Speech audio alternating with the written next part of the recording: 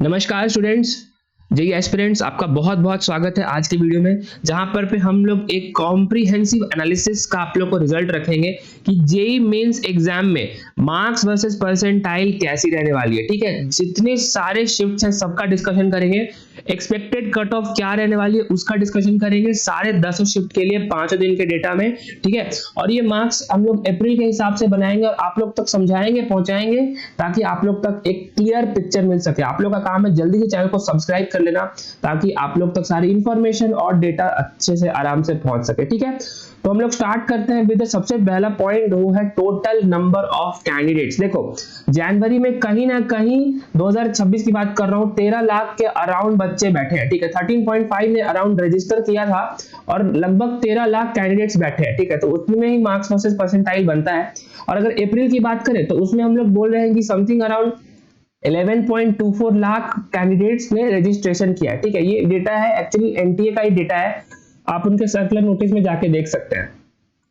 तो इस 11 लाख के अप्रॉक्स बच्चों ने एग्जाम को रजिस्टर किया है और कहीं ना कहीं हम लोग को देख के आ रहा है कि 2.5 लाख बच्चे हैं वो यूनिक कैंडिडेट्स अपीयर हुए हैं। ठीक है, मतलब ऐसा नंबर रहने वाला है। तो ओवरऑल कितना बनता है? लगभग 15.5 लाख। ठीक है, मतलब जो क्या है, अगर हम लोग 2025 से कंपेयर करें तो ये नंबर कहीं ना कहीं 1 लाख से ज्यादा का है। ठीक है, मतलब पिछले बार कहीं ना कहीं 14.5 लाख के आसपास बच्चे बैठे थे, इस बार वो नंबर बढ़ा है।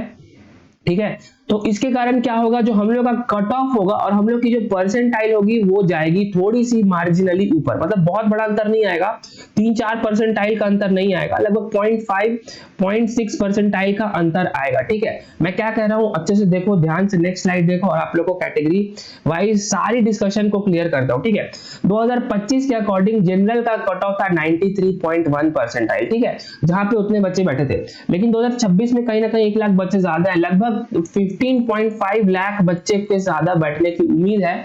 तो ये नंबर कहीं ना कहीं 93.5 तक जा सकता है। ठीक है, इसे थोड़ा सा ऊपर भी जा सकता है लेकिन ज्यादा ऊपर नहीं जाएगा। इसी के अराउंड हम लोग का बेस रहेगा जनरल कैटेगरी के लिए।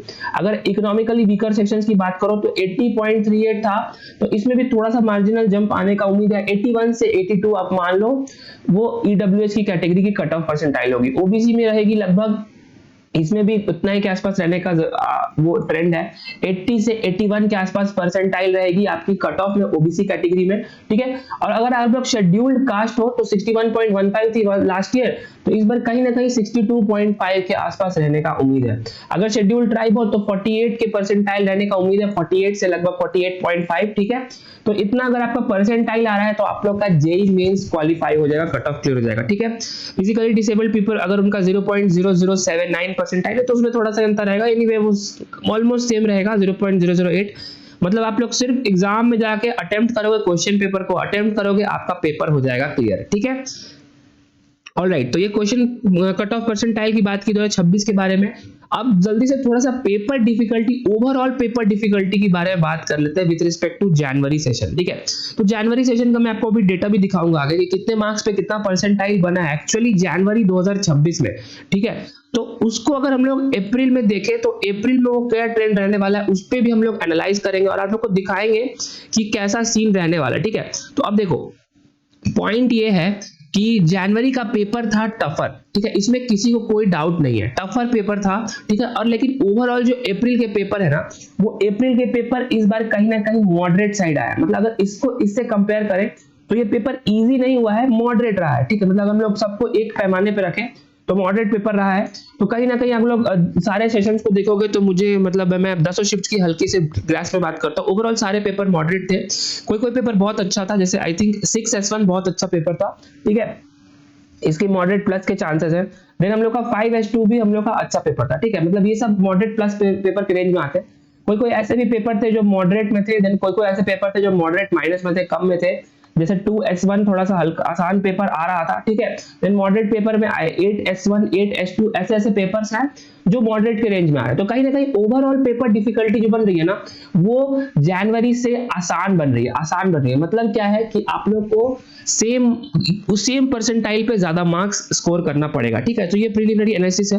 फाइनली मैं अगेन आपको बताता हूँ कि ये हम लोग की काफी लिमिटेड रिसोर्सेज के डेटा है। मैं इसकी भी आप लोग को अभी बता देता हूँ, क्योंकि पूरी जो डेटा है लगभग 15.5 लाख बच्चों की डेटा सिर्फ और सिर्फ एक एजेंसी के पास है, वो है नेशनल टेस्टिंग एजेंसी। ठीक है, तो ये सीन है। तो हम लोग क्या कर सकते हैं, एस्टीमेट लगा सकते हैं। तो इसमें थोड़ा प्लस माइनस हो सकता है। अगर 6S1 आपको किसी को मॉडरेट प्लस है तो वो क्या पता वो टफर भी हो सकता है।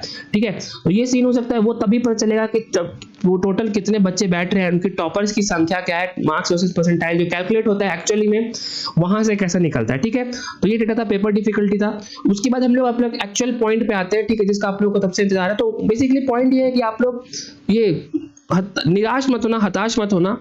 अभी जो रियल आंसर आएगा वो 20 तारीख को आ जाएगा, 20 तारीख को, कि एक्चुअली हम लोग का रिजल्ट कैसा रहा है। नाउ बात करते हैं एक्चुअली मार्क्स वर्सेस परसेंटाइल का। ठीक है, ध्यान से देखो वीडियो। हम लोग ने जनवरी के डेटा को कंपाइल किया है। तो जनवरी के डेटा में अगर आप लोग देखोगे तो उसमें भी 5 दिन पे एग्जामिनेशन है, day 1, day 2, day 3, 4 and 5। Again सब में 2 शिफ्ट था, S1 S2 S1 S2। ठीक है, वो आप लोगों को दिख रहा है। तो उसके हिसाब से अगर आप लोग 99 परसेंटाइल की मार्क्स को देखोगे तो 171 मार्क्स आया था मैक्सिमम कैटेगरी में। आपको मैं ऑरेंज इसलिए हाईलाइट कर दिया है ताकि वो एक्सट्रीम पॉइंट्स को हाईलाइट कर सके।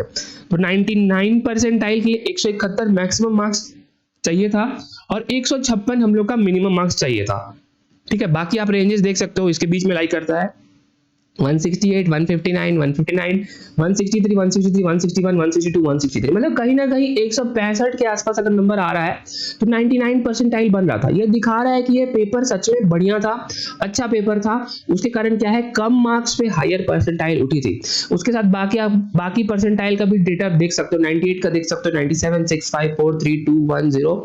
ठीक है, अगर मैं सबकी डिस्कस करूंगा तो वीडियो बहुत लंबा हो जाएगा। एनीवे आप लोग एक ग्राफ देखो और जो सबसे ज्यादा और सबसे कम नंबर है उस पे नजर डालना और देखना।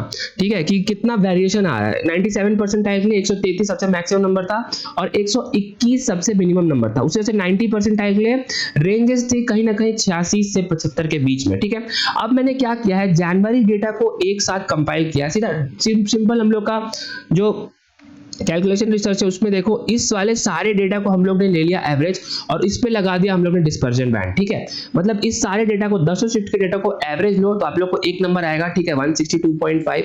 उसी तरह से अगर आप लोग 98 वाले डेटा को देखोगे तो उसका एक नंबर आएगा। तो उस तरह से हमने सारे को एवरेज किया है और वो आपके सामने ला के रख दिया है, जो कि हम लोग का मेन स्लाइड है, मास्टर स्लाइड है, marks versus percentile for JEE mains most accurate analysis. देखो अब क्या सीन है, 99 परसेंटाइल के लिए जनवरी में कहीं ना कहीं 162.5 लाना पड़ा था, प्लस माइनस 7.5। ठीक है, 98 परसेंटाइल के लिए 140 मार्क्स लाना पड़ा था। उसी तरह से बाकी सारे देख सकते हो। यहाँ पे हम लोग का कट ऑफ लाइक करेगा जनरल कैंडिडेट्स के लिए 93.5 परसेंटाइल के लिए, तो उसके लिए कहीं ना कहीं आपको 94 से 100 के बीच में लाना पड़ रहा है। तो मान के चलो 98 मार्क्स आ रहा है जनवरी वाले में, तो कट ऑफ क्लियर है। ठीक है, उसी तरह से अगर आप 90 परसेंटाइल देखोगे टॉप 10% बच्चों में, वो है 80.7 परसेंटाइल के आसपास। ठीक है, इसको क्या हुआ कि ये जो जनवरी का पेपर जो टफर था, इसको अब हम लोग रिवर्स करेंगे। अगर हम लोग एक्स्ट्रापोलेट करेंगे, इंट्रापोलेट करेंगे, अगर हम लोग मॉडरेट पेपर के हिसाब से, तो कहीं ना कहीं 10 से 15 से 20 मार्क्स का गैप आने वाला है। ठीक है, मतलब इसमें अगर आप लोग 10-15 मार्क्स ऐड करोगे तो आपका जनवरी का 2026 अप्रैल का डेटा क्लियर होके आएगा। समझ में आ रहा है ना? तो इसको देखो तो ये कहीं ना कहीं 175 तक पहुंच रहा है, प्लस माइनस 15। ये जो नंबर है ये है आपका अप्रैल का डेटा और ये है आपका 15 प्लस माइनस जो 15 दिखा रहा हूं वो है आपका सेशन डिफिकल्टी। मतलब सेशन का जो डिस्पर्जन है वहां का सीन बता रहा हूं। मतलब उसमें आप देखोगे तो कहीं ना कहीं जो हम लोग का 6S1 में जैसे हम लोग के अकॉर्डिंग अभी तक सबसे टफर चल रहा है, तो उसमें 175 माइनस 15 तो नहीं जाएगा लेकिन उससे कम जाएगा, मतलब 175 का 170 हो सकता है। ठीक है, ऐसा नंबर्स आ सकते हैं। समझ में आ रहा है? उसी तरह से अगर हम लोग का जो सबसे इजी पेपर है, let's say for the moment अगर हमको ऐसा लग रहा है कि 2S1 सबसे इजी पेपर है, तो वो 175 प्लस 15 के आसपास जा सकता है। ठीक है, 185 इसके आसपास जा सकता है, इसके ऊपर नहीं जाएगा। टॉलरेंस डालने का मतलब ही है कि इसके ऊपर नीचे नहीं जाएगा। समझ में आ रहा है? तो ये डेटा मुझे मिल रही है सारे 99 परसेंटाइल के लिए। तो आप लोग जल्दी से क्विक ग्लैंस लो और देखो, समझो, ताकि आप लोग तक सारी जो सिचुएशन है वो पूरी तरह क्लियर हो सके। ठीक है, उसी तरह से अगर आप लोग 98 परसेंटाइल की बात करोगे तो कहीं ना कहीं 155 नंबर आ रहा है, प्लस माइनस 15। ठीक है, 155 में 15 जोड़ेंगे, ठीक है, और 155 में अगर हम लोग माइनस 15 करेंगे तो हम लोग को नंबर्स मिलेंगे, ये हो जाएगा 170 के आसपास, ये हो जाएगा 140 के आसपास। ठीक है, तो 140 नहीं जाएगा क्योंकि 140 पिछली बार गया था जनवरी के हार्ड पेपर में, तो ये 140 से 150 के आसपास रहने का उम्मीद है, 145 के 50। और ये जो अपर लिमिट है, ठीक है, वो कहीं ना कहीं 170 जा सकता है। ठीक है, 165 से 170। ठीक है। तो उस तरह से हम लोग को एक आइडिया लग जाता है कि कहीं ना कहीं मार्क्स वर्सेस परसेंटाइल ऐसी रहने वाली है। उसी तरह से आप लोग बाकी परसेंटाइल की देखो, कट ऑफ की जल्दी से बात कर लेते हैं। कहीं ना कहीं आपको अगर 105 के आसपास नंबर आ रहा है, ठीक है, प्लस माइनस 8 अगर, ठीक है, जनरल कैटेगरी मतलब इसको थोड़ा सा मॉडरेट पेपर में आई करोगे तो 115 120 प्लस के आसपास आ रहा है तो आपका कट ऑफ मोर और लेस क्लियर है, ठीक है, डिपेंडिंग ऑन शिफ्ट्स। उसी तरह से 90 परसेंटाइल की बात करेंगे तो अगर आपको टॉप 10% बच्चों में आना है तो 90 85 से 90 के बीच में आ रहे हो तो आपका कट ऑफ क्लियर है, ठीक है। तो ये डिपेंड करता है आपके शिफ्ट के डिफिकल्टी पे, ठीक है। तो उसमें आपको प्लस माइनस 15 प्लस माइनस 5 करना पड़ेगा, ठीक है। तो उसके हिसाब से आपका मार्क्स वर्सेस परसेंटाइल का एक एस्टिमेट आ जाएगा। एग्जैक्ट नहीं आएगा ऑब्वियसली, एग्जैक्ट डेटा सिर्फ और सिर्फ नेशनल टेस्टिंग एजेंसी के पास है, टोटल 15.5 लाख बच्चों का, ठीक है। जो भी होगा जैसा होगा एग्जैक्ट क्लियर पिक्चर 20 तारीख को क्लियर होगा। अभी हम लोग का एस्टिमेट है वो हम लोग का ऑब्जेक्टिव है वो पूरा होता है इससे। तो इसी के साथ हम लोग वीडियो एंड करते हैं, ज्यादा लंबा नहीं करूंगा। आई होप आप लोग को समझ में आ गया होगा। जल्दी मिलते हैं नेक्स्ट वीडियो में, नेक्स्ट लेसन, नेक्स्ट कॉन्सेप्ट के साथ, नेक्स्ट इंफॉर्मेशन के साथ। तब तक के लिए जय हिंद।